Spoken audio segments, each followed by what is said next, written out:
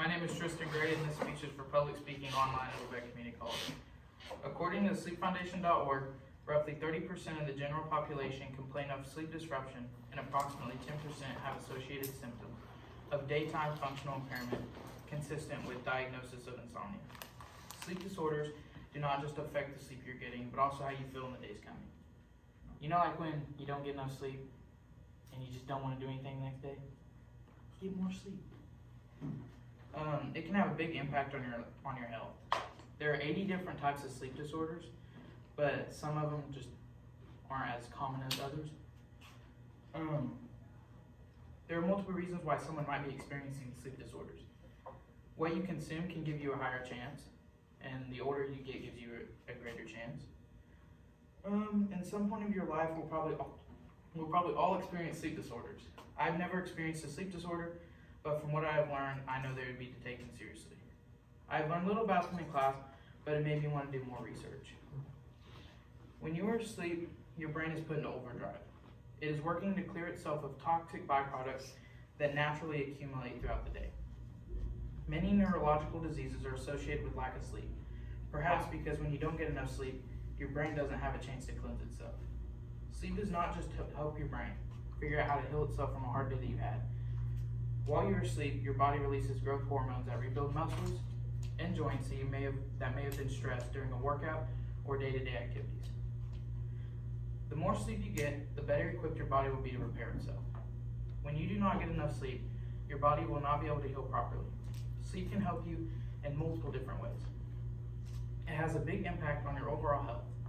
When you don't get the recommended amount of sleep, it decreases your chance of getting heart disease, depression, schizophrenia, chronic pain syndrome, cancer, heart disease. It can increase your chance of getting a stroke, Parkinson's disease, and Alzheimer's disease. Sleep keeps you feeling good and lowers all these issues, so sleep should be your top priority. Not getting enough sleep can make it where you have a lower chance of having kids. So, not getting enough sleep can also make you grumpy, and no one likes grumpy people, so just get your sleep. There are multiple stages of sleep. There are 4 stages of non-REM sleep, and then 1 stage of REM sleep. There's nothing that shows what stage you're most likely to have sleep disorders, but it does start the process over, which makes you not get a refreshing amount of sleep, and you will wake up fatigued. And I got that from sleep.org.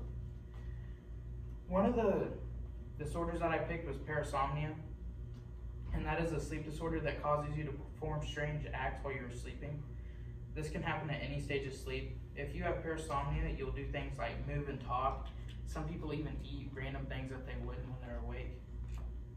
But those are just the beginning of things that it can make you do. A man by the name of Scott Flater was charged with first-degree murder for killing his wife while sleepwalking. When Scott was little, he had issues of this disorder, but they never really got out of hand. Scott was put under a lot of stress at work, which is what they think caused him to act how he did and bring back the sleep disorders that he had issues with when he was a child. Mr. Flater got home from work. He was working on his faulty swimming pool pump when he got tired and was ready to go to bed. He went to his house where his wife was asleep on the couch and his children were in their rooms. He went to his room and went to sleep like any normal person would do. He was woken by the police and noticed that his wife wasn't on the couch where she was when he went inside. The cops then told him that the neighbor witnessed him holding his wife's head under the water of their swimming pool after stabbing her 44 times. He was in shock because he didn't remember any of that happening.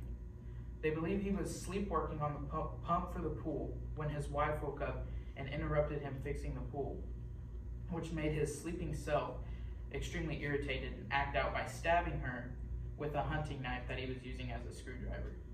He then rolled her off the deck into the pool and held her head under the water, then cleaned himself up and went back to bed without even realizing what he had done. And I got that from the Book of Psychology.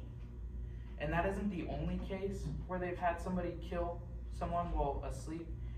And there's actually like this law or something that they can use that shows that if they're asleep, they really had nothing to do with it. He didn't get lucky. He still got charged for it, but some people have gotten away without being guilty. This disorder affects roughly 17% of children, ages 3 to 13, and ages 15 and older are affected between 2.9 and 4.2%, And that's why when you're little, you might have really big problems like sleepwalking, but as you get older, it never really bothers you again.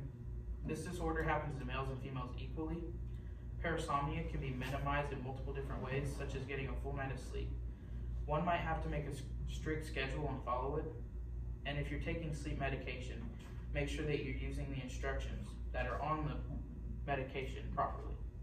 Because if you don't, then it can kickstart the issues of having different sleep disorders.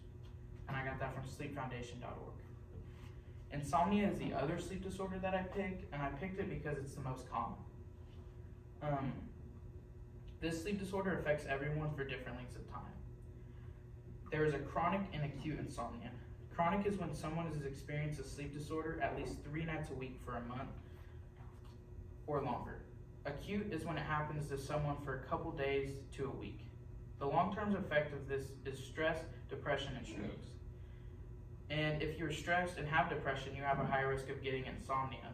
So you might get taken care of as soon as you can, or it can make it last longer if it increases your depression. Sleep insomnia can happen to people of all ages, and I got that from medlineplus.gov. Sleep disorders are a large issue in the world, so we will probably all experience them at least once, if not more. Having a sleep disorder can really change your life and the ones closest to you. If you're having a problem with sleep disorders, then I recommend getting it help or get them fixed.